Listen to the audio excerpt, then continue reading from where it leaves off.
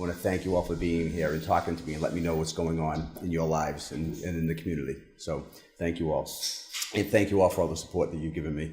One thing I just want, when you go into the polls this year and voting, whether it's this Thursday or in November, to ask you to remember, you keep hearing on TV, are you better off today than you were 4 years ago?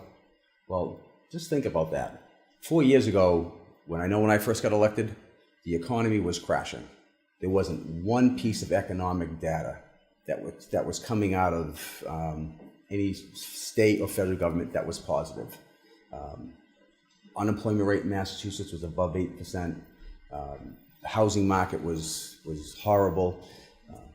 As of this past week, they had the last quarterly report for the housing market. Massachusetts was up 27%.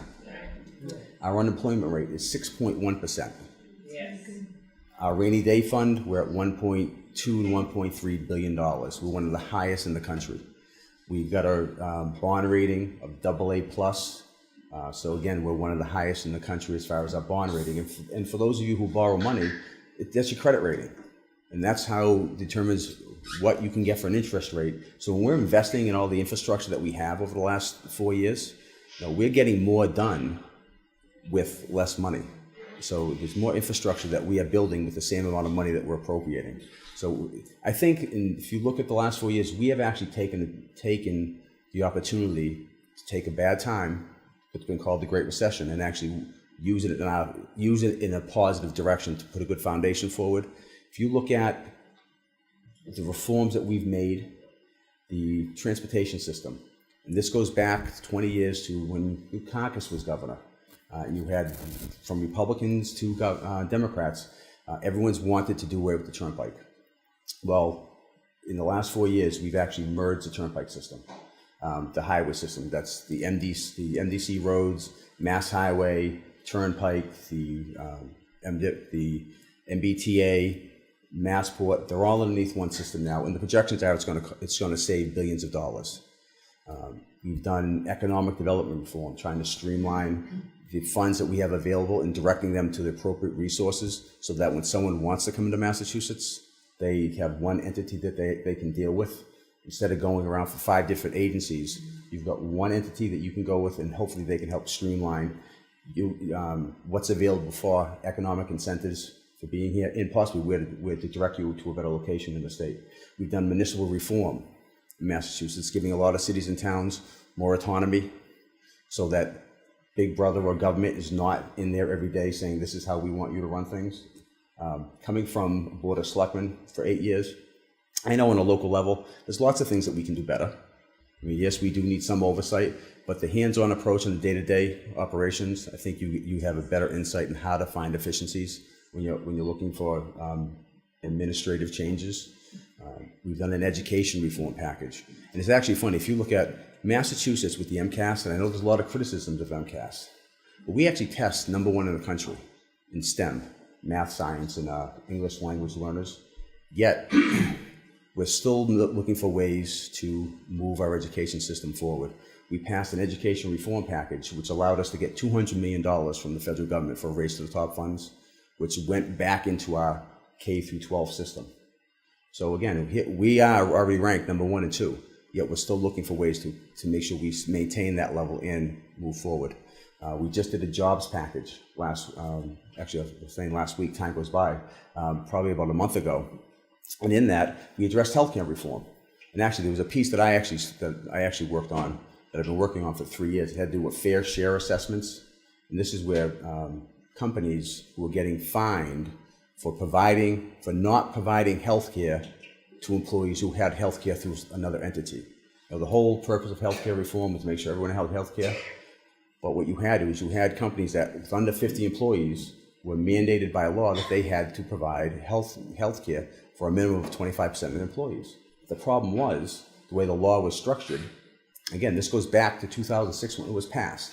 The way the law was structured, it didn't allow companies to count employees who had health insurance from another entity, whether it was from the federal government for veterans, Mass Health from a spouse. So they would be getting fined $295 per employee per quarter. So basically you had a company that could have 49 employees 39 of them could have had health insurance through someone else, but because the company couldn't meet that 25% threshold, they were being fined for every employee. So we actually were able to correct that in actually the healthcare cost containment bill and the jobs bill. So that's an initiative that, if you think about it, now if you're a small business, if you're looking to try to hire people or expand, if you've got that expense hanging over your head, how are you going to do that? So hopefully with that one change, that's going to free up a lot of capital for companies to move forward and hire more people. Again, I think we have, if you look back over the last 4 years, I think we've taken a lot of opportunities to address, again, the transportation, economic development, municipal municipal government reform. We did a small business healthcare reform. We actually even did a financial budgeting package the last week of session, where now, instead of state agencies every year just looking for funding based upon the cost of living, we're looking at establishing metrics or performance metrics where they have to meet metrics for them to justify their funding. And we even have language in there that would require a sunsetting. So I think it's 5 years, the agency would have to come up for review for us to look at the agency and, one, to see if it's still warranted. We need the agency, if there's a reason for it still exists. Is it meeting the goals and objectives that it was established for? Because if you look at right now with the economy the way it is, we're creating programs or trying to direct programs to people that need help. Well, hopefully when the economy gets stronger, some of these programs may need to be transitioned into another program. Maybe that they won't be needed. But we shouldn't continue to fund programs that have existed beyond their usefulness. So I think we've put us into a good foundation. And I think that shows by the rainy day fund, the unemployment rate, that we are working with and we are listening to people. And even though, now again, we all think about local government or our communities, one thing I can say is even though we've had the recession and we've laid off state employees, cut budgets, one thing that we've done in the last 4 years, every year we have increased our funding for our local aid. This past year, the Chapter 70 funding was at $4.171 billion. That's the highest level of funding we've ever given to our K-12 school systems. And we also always hear about unfunded mandates at the state level, and that's the special education, busing costs. Well, for the first time since 2008, we actually fully funded the special education account, and that's something that hasn't been done again for 4 years. And these are a lot of issues that you always hear your local governments talking about, the unfunded mandates. Well, we're making an attempt to fund those mandates, and it's all going back to the local level, which I think is important. And the last thing I think, I know they left, we had some representatives from the Veterans Inc. here. The other program that has consistently received funding has been our veteran services. Every year, you may disagree with certain wars that we may be in it or what we're still doing overseas, why we're still there, but every year, the funding for the program to support our veterans coming back has gone up. It has increased. We've even again, I chair the Higher Education Committee, even in that we've created programs trying to deal with veterans returning so that they can utilize their skills and receive credits for them in college so that we can transition them back into the workforce and hopefully they can get back and they provide for themselves and their families. So again, I want to thank you. I think we've done a lot the last 4 years, taking advantage of a bad time and using it to move us forward.